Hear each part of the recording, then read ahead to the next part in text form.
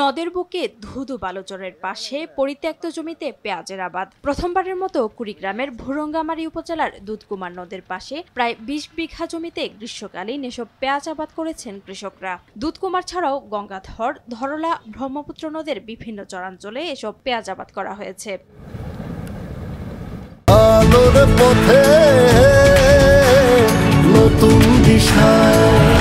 পেঁয়াজের ক্রমাগত দাম বৃদ্ধি ও আমদানি নির্ভরতা কমাতে এ জেলায় পেঁয়াজ চাষে আগ্রহী হন কৃষকরা। তাই নদের চরে দুই পাড়ে পরিত্যক্ত এসব জমি স্বল্প মূল্যে ভাড়া নেন। এরপর সরকারিভাবে পাওয়া ৮০০ বীজ ও সার দিয়ে শুরু করেন চাষাবাদ। এসব জমি থেকে বিঘা প্রতি ২০ থেকে ২৫ মণ ফলন পাওয়ার প্রত্যাশা কৃষকদের। তবে উৎপাদন খরচ বেশি হওয়ায় দাম কমে গেলে লোকসানে পড়ার আশঙ্কা করছেন কৃষকরা। এই পরিত্যক্ত জমিগুলো যদি পেঁয়াজ আবাদ করা যায় তাহলে পেঁয়াজগুলো ভালো ফলন হলে আমাদের এলাকার চাহিদা মিটবে।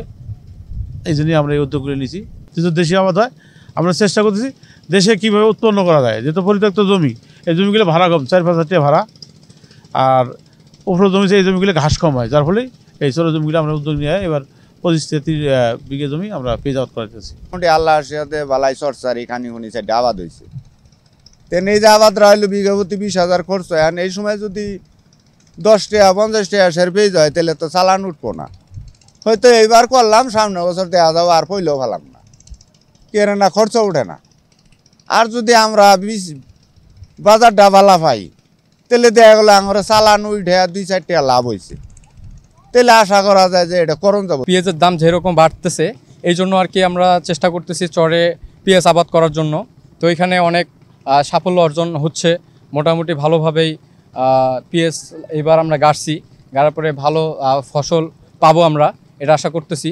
তো এইরকমভাবে যদি আমাদের সরকার আমাদের পাশে দাঁড়ায় তাহলে আমরা পেঁয়াজের আবাদটা আরও সামনের দিকে আরও অনেক ভালোভাবে করতে পারবো।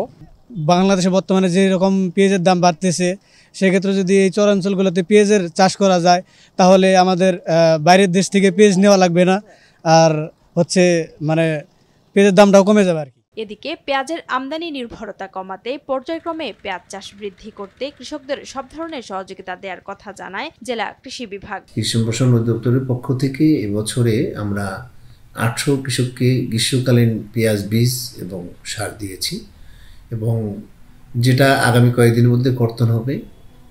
আমরা আশাবাদী যে কৃষকরা খুব ভালো ফলন পাবে, এবং আগামীতে আমাদের কুড়িগ্রাম জেলার কৃষক ভাইরা কিন্তু এই পেঁয়াজটা চাষ করতে উৎসাহিত হবে, যাতে করে পেঁয়াজের চাহিদা পূরণে কিন্তু একটা ভালো ভূমিকা রাখা সম্ভব হবে। এবছর আমাদের জেলায় ২৩০০ হেক্টর লক্ষ্যমাত্রার বিপরীতে ২৫৫০ হেক্টর জমিতে পেঁয়াজের উৎপাদন করা হচ্ছে। এখন পর্যন্ত আসলে উঠে নেই, আরও মাসখানেক পরে ওঠা শুরু হবে, যাতে করে আসলে আমরা জাতীয় যে আমাদের খাদ্য ভাণ্ডার সেখানে পেঁয়াজের যোগানটা বাড়াতে পারবো। আমাদের আমদানি নির্ভরতা কমানোর জন্য আমরা আসলে কাজ করছি। চলতি বছর এ জেলায় ২৫৫০ হেক্টর জমিতে পেঁয়াজের আবাদ হয়েছে, যা উৎপাদন লক্ষ্যমাত্রার চেয়ে ২৫০ হেক্টর বেশি। সৈয়দা সামিয়া তামান্না, RTV।